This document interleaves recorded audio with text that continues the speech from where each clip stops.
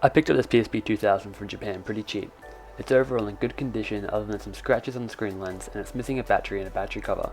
I was excited to start playing, but when I was testing it I found out that everything works great except for the start button. So today I'm going to show you how to fix that. And while we're at it, I'm going to pull it apart and give it a very good clean because at the moment it's pretty grimy.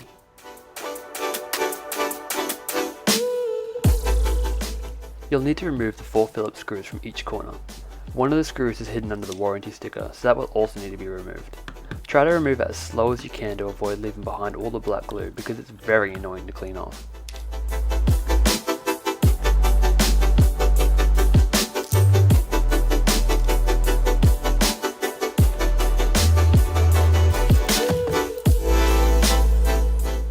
I find the easiest way to remove the sticker is to get your smallest flathead bit and carefully pry up one corner.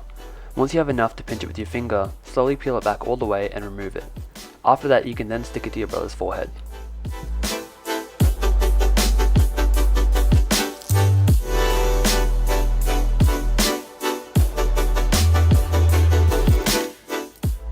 Once the warranty sticker is removed, remove the 4th screw. They're all the same length, so you don't need to worry about mixing them up.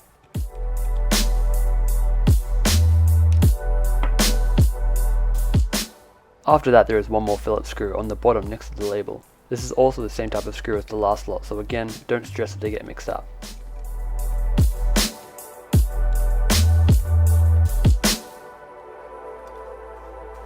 Finally there are 2 more screws on the top, and these ones are a little different. You'll need a Torx T2 bit for these ones, and once they're removed, we're ready to remove the faceplate.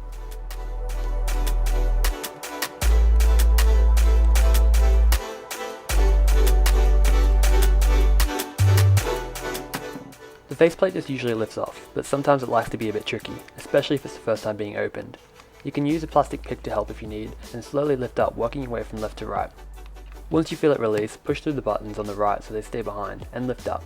Be careful though, as there's a little tab on the right side that can sometimes be wedged in.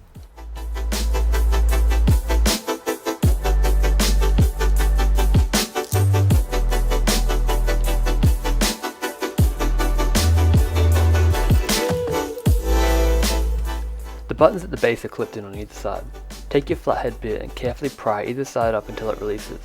To disconnect the buttons, you'll need to remove the screen out of the way.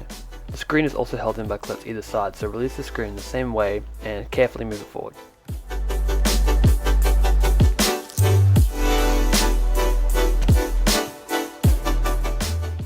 Once the screen is out of the way, you can see the board and the ribbon cables. The one we are switching out is the blue one. So carefully lift up the little tab and the whole button assembly should just fall out. After that, grab the button and throw it straight in the bin where it belongs. If you bought a brand new part, you can skip this step. If you are recycling parts from another PSP like I am, go ahead and dismantle it the exact same way and retrieve those sweet goods.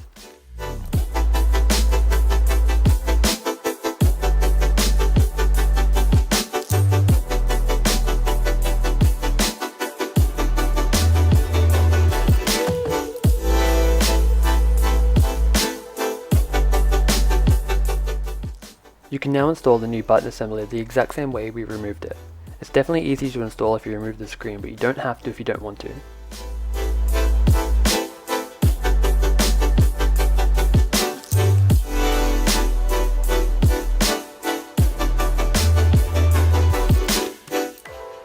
Make sure the ribbon cable is seated all the way before closing the little tab.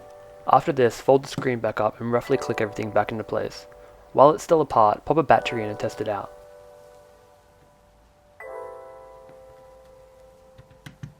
If all has gone well, you'll now have fixed your PSP and will soon be bragging to all your friends that you can fix anything other than your parents' relationship.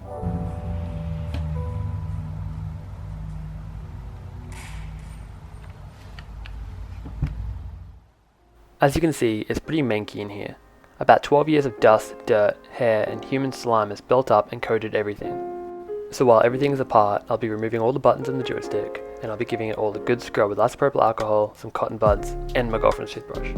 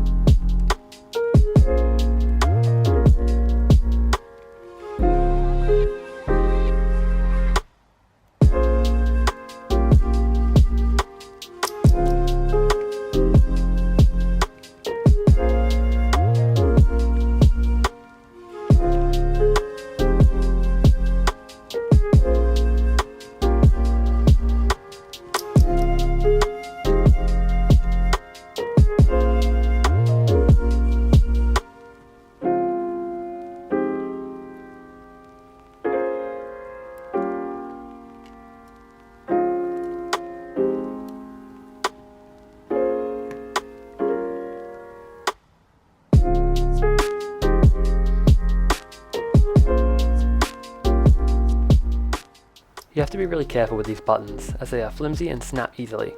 Fortunately, if you do snap it like I did, you can sit it on the board and the faceplate holds it in place.